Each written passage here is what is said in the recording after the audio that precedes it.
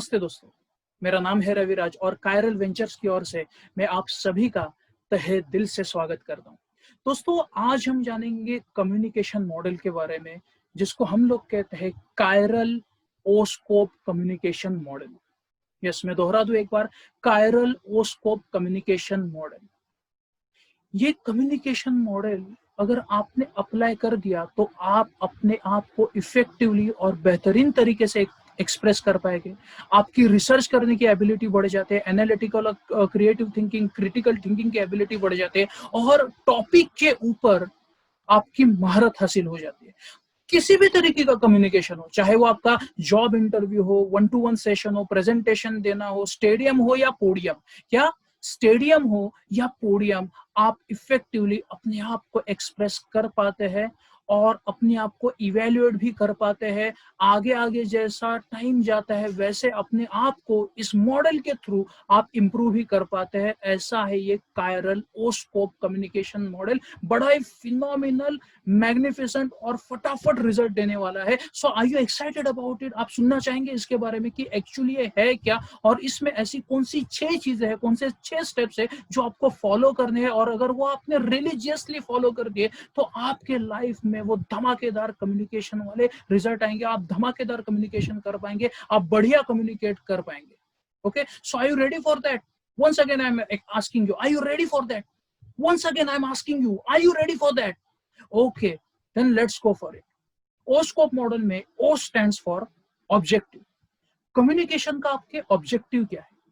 इसमें 2 चीजें आती है। पहली चीज आती है, यानी आप जॉब इंटरव्यू के लिए जा रहे हो, आप ऑनलाइन बात करने वाले हो, कॉन्फ्रेंस में बात करने वाले हो, स्टेज पे बात करने वाले हो, कैसे करने वाले हो, कहाँ पे है आपका कम्युनिकेशन का कार्यक्रम। दूसरी चीज इसमें आती है कि आप किस टॉपिक पर बात करने वाले हो, आपके बात करने का टॉपिक क्या रहने वाला है।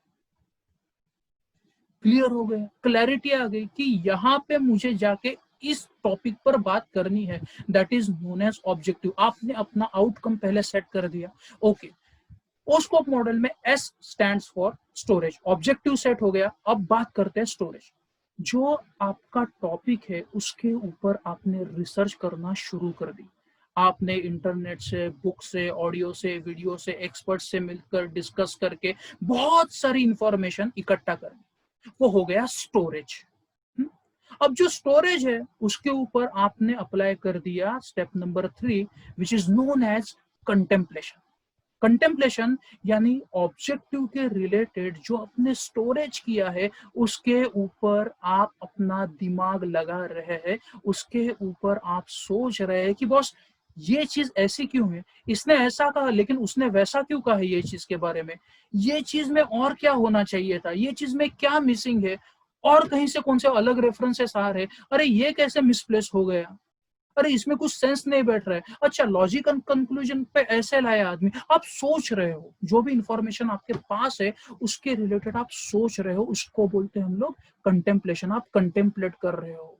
ओके, सिर्फ गूगल और Google most of the time लोग करते हैं ना कि यहाँ से इंफॉर्मेशन ली, कंटेंट यहाँ से लिया और वहां पे जाके डिलीवर किया, पहले गूगल बाद में गूगल। वैसे नहीं करना। आप गूगल कर रहे हो लेकिन आप उगल नहीं रहे हो। उगलने से पहले आप सोच रहे हो, चीजों को समझ रहे हो, उसके ऊपर आप बढ़िया तरीके से कंटेम्पलेट कर रहे हो। उसके बाद, कंटेम्पलेशन के बाद आता है step number 4, objections and obstacles.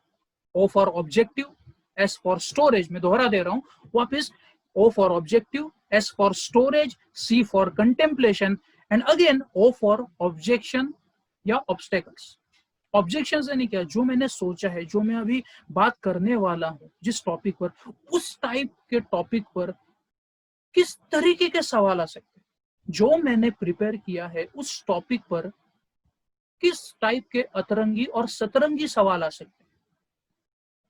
अच्छे सवाल कौन से आ सकते हैं, आउट ऑफ कंटेक्स्ट ऐसे सवाल कौन से आ सकते हैं, फालतू सवाल कौन से आ सकते हैं, फालतू सवाल कौन से आ सकते हैं, पूछने के लिए पूछे गए सवाल कौन से आ सकते हैं, हरासमेंट करने के लिए सवाल कौन से आ सकते हैं, नीचा दिखाने वाले सवाल कौन से आ सकते हैं, टाइम पास के लिए पूछे वाले सवाल कौन से आ सकते हैं, किस टाइप के सवाल आ सकते हैं मेरे सामने। ये हो गए ऑब्जेक्शंस।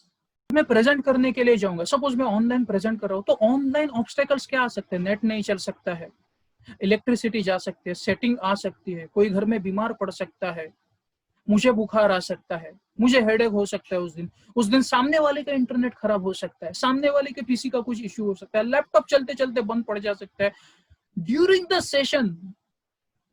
सेशन। ये सब चीजें भी हो सकती है, हो सकता है। ये हो गए ऑब्स्टेकल्स।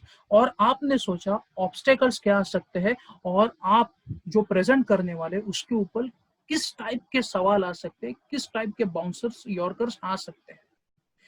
ये सोच के, ये सब ध्यान में रख के आगे के स्टेप पर हम लोग बढ़ते हैं, जिसे कहते हैं step number 5, which is known as T, planning and execution. Okay, planning and execution. ये सब दिमाग में रखते हुए आपने सोचा फिर कि पीपीटी में इतने स्लाइड्स होने चाहिए, ये स्लाइड्स पर मैं ये जोक डालूंगा, यहाँ पे ये एग्जाम्पल लूंगा, यहाँ पे स्टैटिस्टिक ऐसे परफॉर्म करूंगा, मुझे इतनी प्रैक्टिस करनी चाहिए, मुझे ऐसे इस सवाल का जवाब ऐसे नहीं वैसे करना चाहिए, मुझे मिरर के सामने खड़े रह के प्रैक्टिस करनी चाहिए, नहीं मुझे और 4 दोस्तों के सामने बिठाकर प्रैक्टिस करनी चाहिए, नहीं मुझे मेरे परिवार के साथ बिठाकर प्रैक्टिस करनी चाहिए, नहीं और किसी के साथ बैठकर प्रैक्टिस करनी, नहीं मुझे प्रैक्टिस करनी ही नहीं चाहिए। ये जो प्लानिंग कर रहे हैं ना, ओके, ये आपको बड़ा फायदा देती है आगे, कि आप हर तरीके के सिचुएशन के लिए प्रिपेयर कर रहे हो अपने आप को। उसके बाद आता है एग्जीक्यूशन, वहां पे जाके आपने एक्चुअली इंप्लीमेंट कर दिया। और लास्ट स्टेप सबसे इंपॉर्टेंट, जहां पे जो पीटर ड्रकर कहते हैं कि आप अगर किसी चीज को मेजर नहीं कर सकते तो उसे मैनेज नहीं करते। ओके, आप अगर किसी चीज को मेजर नहीं कर सकते ना दोस्त, तो उसे मैनेज नहीं कर पाओगे। लास्ट स्टेप आता है अपना इवैल्यूएशन। क्या आता है लास्ट स्टेप? इवैल्यूएशन। ये जो भी मैंने कम्युनिकेट करा, ओके, इस कम्युनिकेशन से जो ऑब्जेक्टिव, जो रिजल्ट्स मुझे आने चाहिए थे, वो आए, वो आउटकम अचीव हुआ। अगर आए तो क्यों आए, पूछने का। क्या स्टेप मैंने फॉलो किए, जल्दी कैसे आ सकते, इससे बढ़िया और बेहतरीन रिजल्ट्स कैसे आ सकते, ये पूछना है हमें। उसके बाद अगर नहीं आए तो क्यों नहीं आए, बढ़िया बेहतरीन आउटस्टैंडिंग रिजल्ट लाने के लिए और कहां पे कमी रहेगी, कहां पे स्ट्रेटजी चेंज करनी पड़ेगी, कहां पे अप्रोच हमें चेंज करना पड़ेगा, ये आपको पूछना है। उसके बाद ये सब होने के बाद आप जब नेक्स्ट सेशन लोगे, नेक्स्ट कम्युनिकेशन का अपना प्रोग्राम चलाओगे, तो ये आपके पास लिखा हुआ रहेगा। सो वापस ऑब्जेक्टिव से शुरू करते वक्त आप जो पिछला इवैल्यूएशन है वो भी देखोगे, फिर बाद में आप स्टोरेज अलग तरीके से करोगे, कंटेम्पलेशन का तरीका और बढ़िया होगा आपका, ऑब्जेक्शंस और ढूंढ पाओगे, ऑब्स्टेकल्स और बढ़िया तरीके से एंटिसिपेट कर पाओगे, प्लानिंग एंड एग्जीक्यूशन पिछली बार से भी बेटर होगा, और इवैल्यूएशन में भी जो रिजल्ट आएगा वो भी पिछली बार से बेटर होगा। सो मैं दोहरा दूं स्टेजेस, ओस्कोप मॉडल के स्टेजेस है ऑब्जेक्टिव, उसके बाद आता है स्टोरेज, उसके बाद आता है कंटेम्पलेशन, उसके बाद आता है ऑब्जेक्शन, उसके बाद आता है प्लानिंग एंड एग्जीक्यूशन, उसके बाद आता है इवैल्यूएशन। डोंट यू थिंक दोस्तों कि अगर आप ये करते हैं तो आपका थिंकिंग भी इंप्रूव होता है, प्रेजेंट करने का स्टाइल भी इंप्रूव हो रहा है, और रिसर्च करने की कैपेसिटी बढ़ रही है, और आपका टॉपिक के ऊपर का ग्रिप, आपकी मोरल अथॉरिटी और आपकी प्रॉब्लम सॉल्व करने की कैपेसिटी भी बढ़ रही है। जो भी आप कम्युनिकेट करोगे वो हल्का फुल्का कम्युनिकेशन नहीं रहेगा, चाहे भले आप 4 चीजें बोले कम्युनिकेशन में, या फिर चाहे आप प्रेजेंटेशन में 4 वर्ड क्यों ना बोले, उस 4 वर्ड के पीछे इतनी पावर रहेगी। वो पावर आपके प्रिपरेशन की है, वो पावर आपने अपने आप को ओस्कोप मॉडल में डाला है इसकी वजह से। तो दोस्तों, किसी भी तरीके का कम्युनिकेशन हो, किसी को मोटिवेट करना है, किसी को हायर करना है, किसी को फायर करना है, किसी को कुछ समझाना है, कन्विंस करना है, चेक भी उठाना है किसी से, सेल्स हो, प्रेजेंटेशन हो, फॉर्मल मीटिंग हो, इनफॉर्मल मीटिंग हो, जहां पे भी कम्युनिकेशन का गेम है, आपको ओस्कोप मॉडल फिनोमिनल रिजल्ट्स लाके देगा। तो दोस्तों, ओस्कोप मॉडल के बारे में मैंने आज इतना सही बताया। आप अगर डिटेल में जानना चाहते हैं तो अभी हमारी वेबसाइट पर जाइए और अपना फ्री कंसल्टेशन बुक कीजिए।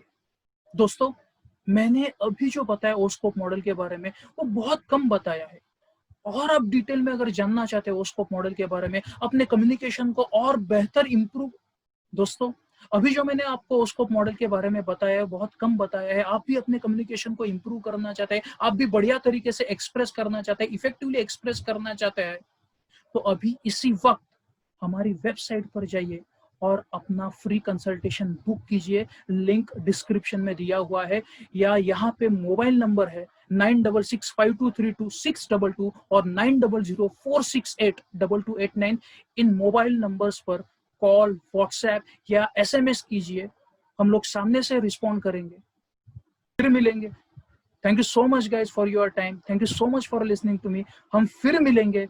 Till then, follow social distancing, stay safe, and most important, stay happy.